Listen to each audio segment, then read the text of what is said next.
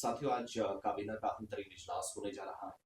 Cabinet meeting में ये बात तय पाएगी कि पेपर लीक के खिलाफ क्या कार्रवाई करनी है। वज़ीर आज़म ने कल वैसे एक्स पर पोस्ट किया था, लेकिन रात देर गई एक और पोस्ट हुआ जिस वीडियो में उन्होंने कहा कि बहुत सख्त फैसले सरकार लेने जा रही है पेपर लीक के हवाले से। दूसरा, कॉकरोच जनता पार्टी आज पूरे मुल्क के अंदर एहतजाज करने जा रही है। नेशनल वाइड प्रोटेस्ट का ऐलान किया गया, तो उस पर भी नजरें रहेंगी। आज नजर हमारी इस बात पर रहेगी कि चौथा दिन लोकसभा राज्यसभा का है। सरकार कह रही है बातचीत करें, लेकिन उनके मुताबिक बातचीत करके जल्दी से मामले को रफा दफा कर दिया जाए। लेकिन अपोजिशन कह रहा है और स्टूडेंट्स भी कह रहे हैं धर्मेंद्र प्रधान पहले इस्तीफा दे, इस पर वो अड़े हुए हैं। तो इसलिए प्रोटेस्ट रात को भी हुआ। जंतर मंतर के आसपास 12 बजे तक इंटरनेट सर्विसेज बंद रही। दुकानें 6:30 बजे के आसपास दिल्ली में बंद करवा दी गई कनॉट प्लेस पर। और राहुल गांधी की क़यादत में अमित शाह के घर से होते हुए महात्मा गांधी की स्मृति की तरफ बहुत सारे लोग अराकीन पार्लियामेंट जो कांग्रेस के, वो बढ़े। दूसरा, आज का दिन खास इसलिए भी कि सोनम वांगचुक ने अपनी हंगर स्ट्राइक जो है वो खत्म कर दी है। सोनम वांगचुक साहब मेदांता अस्पताल में थे, रात देर गए उनसे मुलाकात हुई जेपी नड्डा साहब की, डॉक्टर जितेंद्र साहब की, और उनकी मौजूदगी में उन्होंने वो जो फास्ट था 26 दिनों के बाद, या कह लीजिए सिर्फ पानी पर वो अभी तक गुजारा कर रहे थे, वो खत्म हो गया। तो इसका मतलब कि हंगर स्ट्राइक खत्म होने के साथ उनको यकीन दिलाया गया है कि जिन बच्चों ने प्रोटेस्ट किया, जिनके खिलाफ कार्रवाइयां करने की तैयारियां हैं, और नीट पेपर लीक के खिलाफ जो लोग सड़कों पर थे, उन पर होने वाले मजालिम को बंद किया जाएगा। केसेस नहीं होंगे, किसी तरह की कोई कार्रवाई नहीं होगी। एक तो वो आश्वासन दिया, प्लस एजुकेशन सिस्टम में बेहतरी होगी। ये यकीन दिलाने के बाद जो है वो खत्म किया गया, हंगर स्ट्राइक खत्म की गई। तो ये बैक टू बैक डेवलपमेंट्स हुई हैं, लेकिन जंतर मंतर पर प्रोटेस्ट कंटिन्यू है। आज नेशनल वाइड प्रोटेस्ट है। दूसरा, वज़ीर आज़म की तरफ से जो रात देर गई यकीन दिलाई थी, जरा वो सुनो। फ्रेंड्स, मैं जानता हूं कि पेपर लीक ये कोई मामूली विषय नहीं है।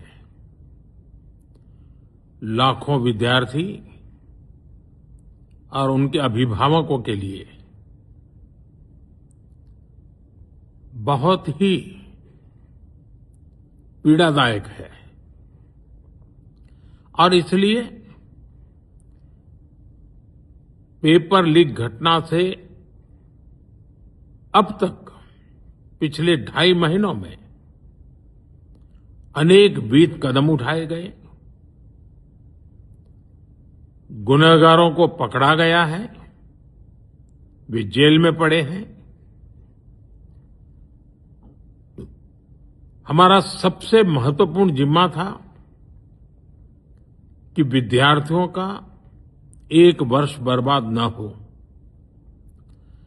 तत्काल परीक्षाएं लेना बहुत जरूरी था। सरकार ने अभी पूरी शक्ति का उपयोग करके कम से कम समय में 22 लाख जितने विद्यार्थियों के एग्जाम हो जाएं, इसका प्रबंध किया। और अभी 5-6 दिन पहले 19 तारीख को रिजल्ट भी आ गया, और देश भर में उत्तीर्ण हो गए विद्यार्थियों की खुशियों की खबरें भी आ रही हैं। लेकिन हम वहां पर संतोष मानने वाले लोगों में से नहीं है, और इसलिए मैंने आज फास्ट ट्रैक कोर्ट के लिए विभागों को निर्देश दिए थे। आज विभागों ने